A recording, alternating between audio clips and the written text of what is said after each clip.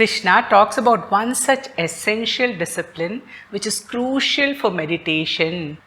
Pretty much every religion in the world emphasizes this discipline in one form or the other. The mind too is like that wild horse, jumping from one thought to another and swirling around with unstoppable force. For interesting insights on temples, philosophy and literature, subscribe to this channel and press the bell icon for reminders.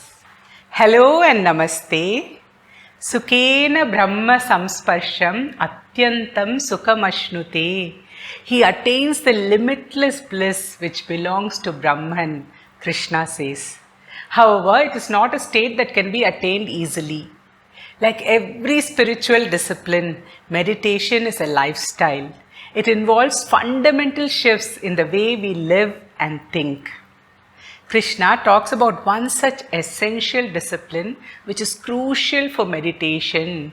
Natyashnatastu yogosti nachaikantam anashnataha nachati swapnashilasya jagrato naivacharjuna.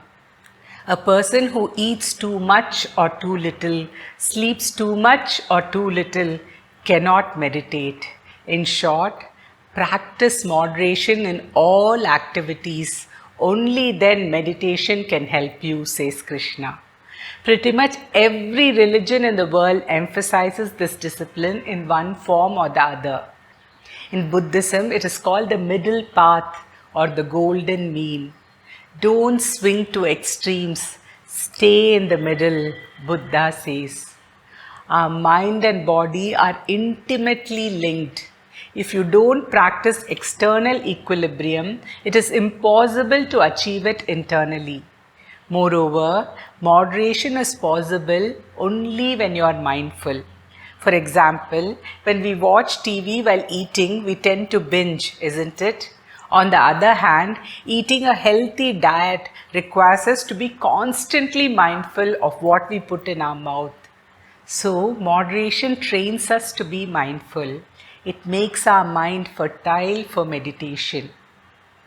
In the last video, I compared our mind to the monsoon sky which is swirling with clouds.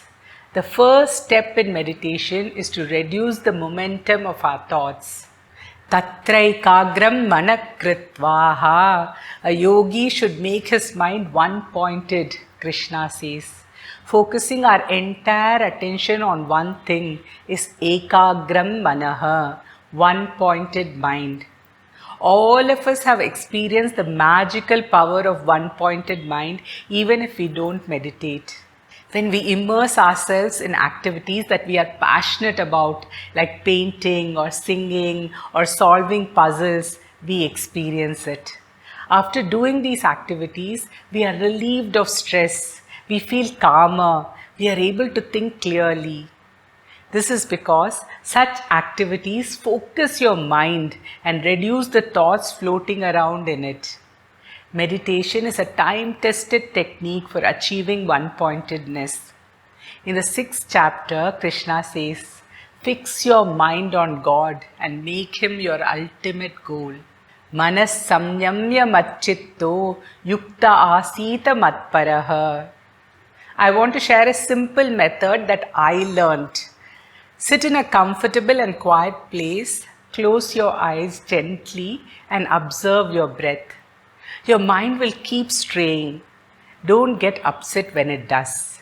As soon as you notice your mind has wandered, acknowledge it without judgment and gently bring your attention back to your breath. That's it. I read a brilliant analogy in a meditation book. Training the mind to meditate is like taming a wild horse. You cannot stop a galloping horse simply by restraining it.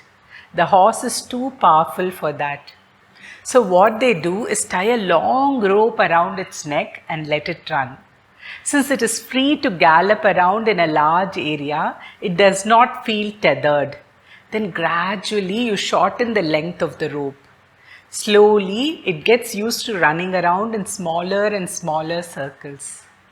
Eventually the horse slows down and comes under your control. The mind too is like that wild horse, jumping from one thought to another and swirling around with unstoppable force. It is not possible to stop it all of a sudden. Your breath is like that rope. When you start meditating, you cannot focus on your breath even for a second. Almost immediately, you are inundated with many thoughts.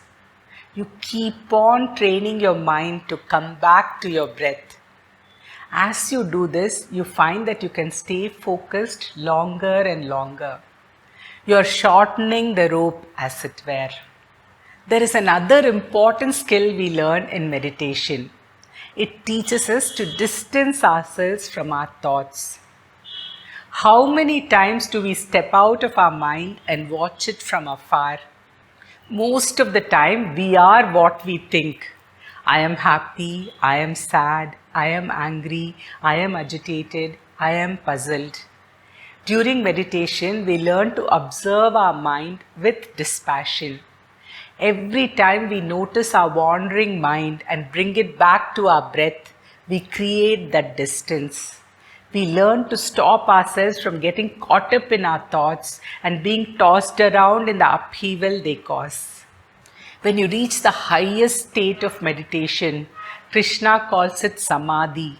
You can watch your thoughts and emotions from a distance, like watching a movie. Krishna uses a beautiful term to explain this. Dukkha samyoga viyogam. A yogi is dissociated with association from sorrow. Krishna packs so much into that single word.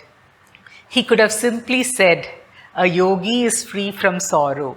Instead, he uses the seemingly convoluted phrase, Dukkha samyoga viyogam, dissociation from association with sorrow.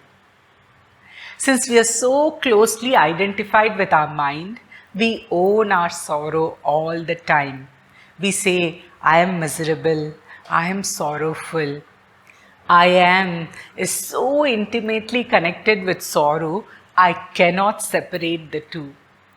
Once we distance ourselves from our thoughts and emotions, we can dissociate with our sorrow. The sorrow is there, but that is not me. That is just a state of my mind. A yogi can watch it like watching a movie with objectivity, knowing that it does not belong to him. And this is not something that he experiences only at a certain time when he sits in meditation. This is a permanent state of mind for a yogi. Even though he is engaged in many activities, he dwells only in me, Krishna says.